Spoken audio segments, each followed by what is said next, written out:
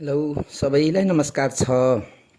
आज हामी एउटा क्वाड्राटिक इक्वेसन अर्थात् वर्ग समीकरण हल गर्दैछौँ।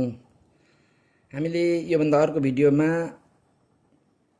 वर्ग समीकरण हल गर्ने तरिका वर्ग पुरा गरेर अथवा solve the quadratic equation by completing the square हामीले गरेको अर्को यसैमा भिडियो छ, हजुरहरूले हेर्नु देख्नु नै छ। र वर्ग समीकरणहरू तीन तरिकाले समाधान गर्न सकिन्छ। एउटा फ्याक्टराइजेसन मेथड, एउटा कम्प्लिटिङ स्क्वायर, एउटा चाहिने फर्मुला प्रयोग गरेर अथवा सूत्र प्रयोग गरेर। तीमध्ये हामी कसरी सूत्र प्रयोग गरेर गर्न सकिन्छ हेरौँ है। अब सबैभन्दा पहिला वर्ग समीकरणको जेनरल फर्म हेर्नुपर्छ। ax square plus bx plus c is equal to 0 where a is not equal to 0। यो यहाँ प्रयोग भएको भेरिएबल x छ जसको हाइएस्ट डिग्री 2 छ। त्यसैले एउटा भेरिएबल र डिग्री 2 भएको यो स्वरूपको इक्वेसनलाई क्वाड्राटिक इक्वेसन अथवा वर्ग समीकरण भनिन्छ। र यो दिएको इक्वेसनलाई सूत्र प्रयोग गरेर गर्दा कसरी गरिन्छ भने, र यसमा यो इक्वेसनमा x भेरिएबल हो, यसको रुट चाहिँ हाम्रो रुट्सहरू चाहिँ दुईटा हुन्छन् र minus B plus minus square root of B square minus 4ac divided by twice A. यो चाहिँ वर्ग क्वाड्राटिक इक्वेसनका मा भएको यो भेरिएबल जे छ त्यो भेरिएबलका रुट्सहरू हो। यो फर्मुला प्रयोग गरेर हामी यसलाई सल्भ गर्नुपर्ने हाम्रो समस्या छ। ल हेरौँ है। Thrice x square minus 5x plus 2 is equal to 0। मैले यहाँनिर यो सारेँ हियर। और अब यहाँ यो जस्तो ax square plus bx plus c जस्तो स्वरूपमा म मिलाउँछु। Thrice x square plus minus 5x plus 2 is equal to 0। अब यो फर्मलाई, यो इक्वेसनलाई यो फर्मसँग हामी कम्पेयर गर्छौँ।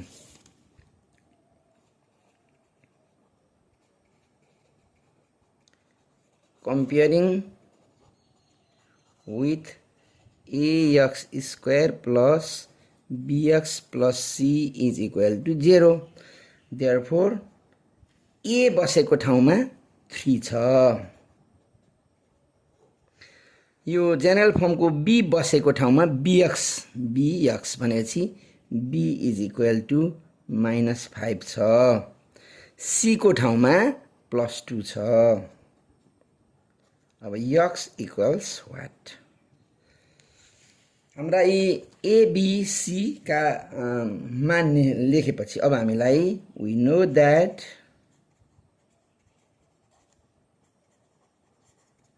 हामीलाई के कुरो थाहा छ भन्दा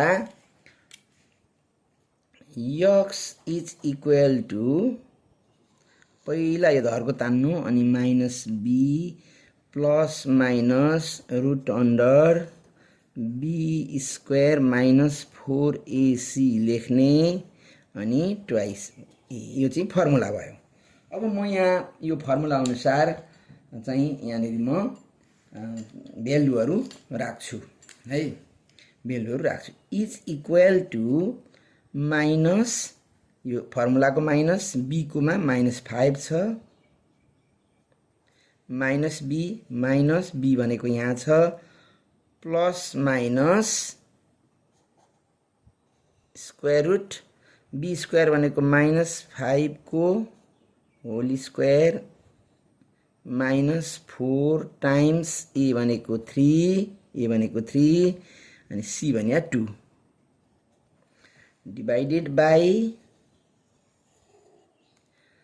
2 times 3 2a is equal to minus times minus plus 5 plus minus -5 लाई को स्क्वायर भनेको के हुन्छ भन्दाखेरि -5 times -5 is equal to minus minus plus 25 5 times 5 25 भनेपछि 25 माइनस यहाँनिर मल्टिप्लाई गर्नुपर्छ 4 3 2 4 3 जा 12 टाइम्स 2 24 divided by 2 3 जा 6 is equal to 6 छ 5 plus minus 25 minus 24 equals 1 अब यहाँनिर हाम्रो यो पेजमा आँटेन म अर्को पेज राखेर गरौँ